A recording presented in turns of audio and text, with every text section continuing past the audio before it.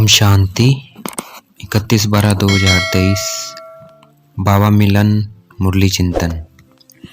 बाबा ने आज 3 मुबारक दी, नवजीवन, नवयुग और नया साल। नवजीवन की मुबारक दी, नए युग की मुबारक दी और नए साल की मुबारक दी, क्योंकि नया युग भी शुरू होने वाला है और नई जीवन भी शुरू होने वाली है और नया साल भी आने वाला है। वास्तव में सच्ची दिल की खुशी की मुबारक हम ब्राह्मण आत्माएं लेते भी हैं और देते भी हैं।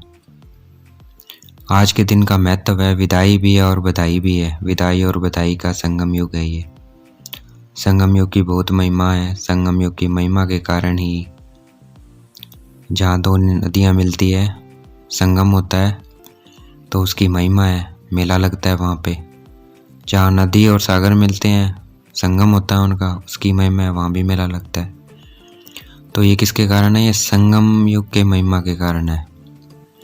नया साल और पुराने साल जहाँ संगम होता है तो उसे भी धूमधाम से मनाते हैं। ये भी इस संगम युग के कारण है। लेकिन सबसे बड़ी महिमा इस संगम युग की है, इस पुरुषोत्तम की है, जहाँ हम ब्राह्मण आत्माएं भगवान के साथ बैठी हैं। ये भगवान और बच्चों का मिलन है, आत्मा और परमात्मा का मिलन है, जो और किसी युग के मिलन पर नहीं होता है। सतयुग त्रेता का मिलन होगा तब भी नहीं होगा, त्रेता द्वापर का होगा तब भी नहीं होगा। ये होता है कलयुग और सतयुग के मिलन पर, कल्प में एक बार। हम इस वक्त ना कलयुग में है ना सतयुग में, हम इस वक्त का है संगम युगी हैं। हमने कभी स्वप्न में भी नहीं सोचा था कि हमारा इस भेद के ड्रामा में पार्ट भगवान के साथ भी होगा। तो अपने भाग्य के लिए वाह वाह के गीत गाने हैं हमें। वाह मेरा भाग्य, वाह वाह वाह, वाह मेरा ब्राह्मण परिवार, वाह परिवार के भी वाह वाह के गीत। ये संगम युग विदाई और बधाई का संगम युग है। तो हमें अपने पुराने संस्कारों को विदाई देनी है, सदाकाल की विदाई देनी है, तभी हम सदाकाल की बधाइयाँ मना सकेंगे। ऐसी बधाई देनी है, जो भी आत्मा हमारे सामने आए, हमारे चेहरे को देख बधाइयाँ प्राप्त कर खुश हो जाए। जो दिल से बधाई लेते और देते हैं, वह संगम योगी फरिश्ता दिखाई देते हैं। और हमारा पुरुषार्थ भी यही है, ब्राह्मण सो फरिश्ता, फरिश्ता सो देवता। और फरिश्ता वो है जिसने संकल्प या प्रवृत्ति अर्थात गृहस्थी का या कर्म का बोझ परमात्मा को दे दिया है। संकल्प का, गृहस्थ का और कर्म का बोझ, सबसे सूक्ष्म बोझ है पुराने संस्कारों का है, वो भी हमें शिव बाबा को दे देना है। पुराने संस्कारों जैसे व्यर्थ संकल्प में, वाचा में, संबंध संपर्क में थोड़ा बहुत रहा हुआ है अभी पुराने संस्कार। व्यर्थ संकल्प पुराने संस्कारों में जो व्यर्थ है, व्यर्थ संकल्प है, व्यर्थ वाचा है, व्यर्थ संबंध संपर्क में थोड़ा है, ये रहा हुआ है व्यर्थ। तो ये रहा हुआ संस्कार हमें समय पर धोखा दे सकता है और अंत में भी धोखा देने के निमित्त बनेगा। तो इसको भी हमें ख़त्म करना है। तो हमें इस नए वर्ष पर इन व्यर्थ संस्कारों का अंतिम संस्कार करना है। सब अपने संस्कारों को जानते हैं, तो हमें इन्हें छोड़ने में तीव्र पुरुषार्थी बनना है। पुरुषार्थ तो करते हैं लेकिन तीव्र पुरुषार्थ नहीं करते हैं। अर्थात ज्ञान शस्त्र चलाकर उसे बेहोश तो कर देते हैं, ज्ञान के उस जो कोई भी विकार आ जाता है कोई, उसमें हम गुस्सा नहीं होते, परेशान नहीं होते, क्योंकि ज्ञान शस्त्र चला कर उसको बेहोश कर देते हैं हम। परंतु उसे योग अग्नि से जलाते नहीं है। वो जो संस्कार है उसे हमें योग में नहीं भस्म करते हैं। ज्ञान शस्त्र चलाकर तो उसे कर दिया, बेहोश तो कर दिया, लेकिन भस्म नहीं हुआ। भस्म कब होगा? जब योग अग्नि से जलाएंगे। जैसे रावण को सिर्फ मारते नहीं है, उसको जलाते भी हैं। तो हमें अपने पुराने संस्कारों को योग अग्नि से जलाना है, तब वह मरेगा पूरी तरह से, नहीं तो वह बार बार जागृत उठ जाता है। तो इस वर्ष योग अग्नि से उसे जलाने का दृढ़ संकल्प करना है हमें नए वर्ष पे। योग में रूह रिहान भी करते हैं, शक्तियाँ भी लेते हैं हम योग जब करते हैं, परंतु याद को पावरफुल नहीं बनाया है। अर्थात पॉइंट ऑफ लाइट, उस ज्योति बिंदु परमात्मा ध्यान केंद्रित कर, बहुत कम समय बैठते हैं उस पर ध्यान केंद्रित कर। तो हमें अपने को आत्मा समझ उस ज्योति बिंदु परमात्मा को परम धाम में अधिक देर तक ध्यान केंद्रित कर बैठने का अभ्यास करना है। इतना पावरफुल संकल्प हो जिस व्यर्थ के बोल विदाई तो उसकी विदाई हो जाए, इतना पावरफुल योग हो हमारा कि हमारा संकल्प भी क्या हो जाएंगे, पावरफुल योग से पावरफुल पावर आ जाएगी उनमें। तो हम बोलेंगे विदाई, तो जिसको भी बोलेंगे संस्कार को विदाई, तो वो चला जाएगा, आएगा नहीं दोबारा। तो योग को हमें योग अग्नि के रूप में कार्य में लगाना है। कॉन्सेंट्रेशन पावर, एकाग्रता की शक्ति विशेष संस्कार भस्म करने में आवश्यक है। तो इसे बढ़ाना है, ध्यान केंद्रित करना है, बस ध्यान रखना है कि और कहीं ना जाए मेरा ध्यान, पॉइंट ऑफ लाइट शिव बाबा पे रहे। अगर पावरफुल योग होगा तो किसी भी कर्मेंद्री को ऑर्डर देंगे वह मानेगी।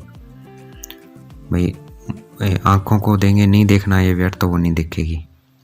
मुख को बोलेंगे नहीं बोलना, तो वो नहीं बोलेगा, वो हमारे ऑर्डर पे चलेंगे। अगर हमारी कंसंट्रेशन पावर स्ट्रॉन्ग है तो हमें 3 महीने के अंदर करके दिखाना है।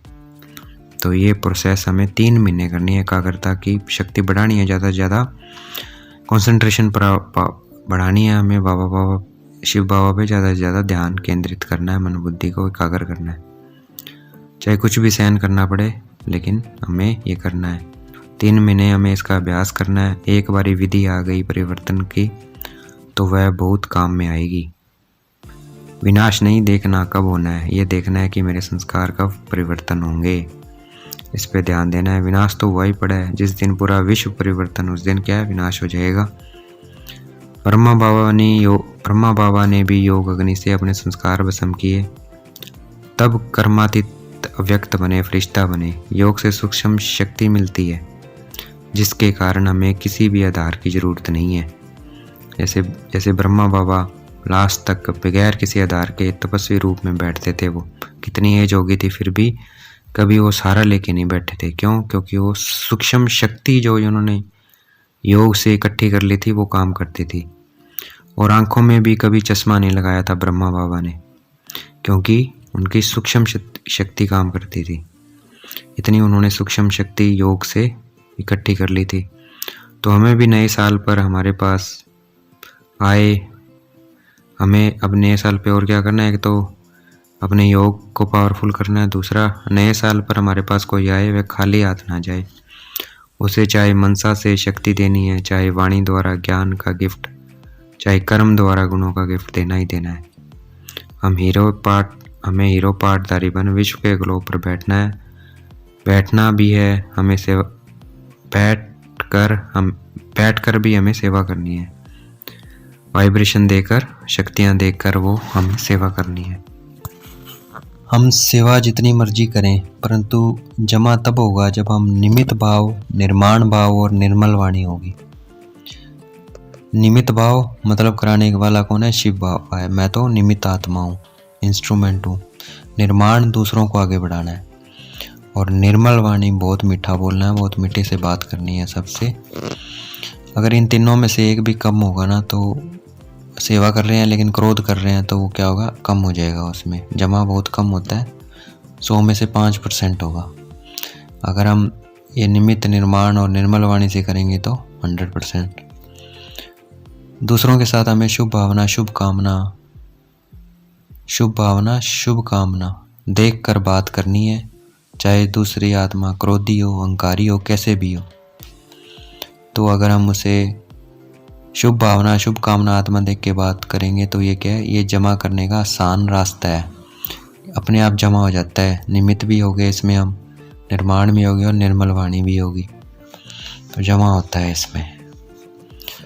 बाप दादा से सौगात उनको मिलेगी जो 3 सर्टिफिकेट लेंगे। एक मन का सर्टिफिकेट, मन से संतुष्ट हूँ क्या, अपने पे निश्चय, परमात्मा पे और ड्रामा पे निश्चय है, संतुष्टता है मुझे अपने पुरुषार्थ पे, ये सर्टिफिकेट। दूसरा, ब्राह्मण परिवार के साथियों से भी सर्टिफिकेट लेना है कि वो मेरे से संतुष्ट है।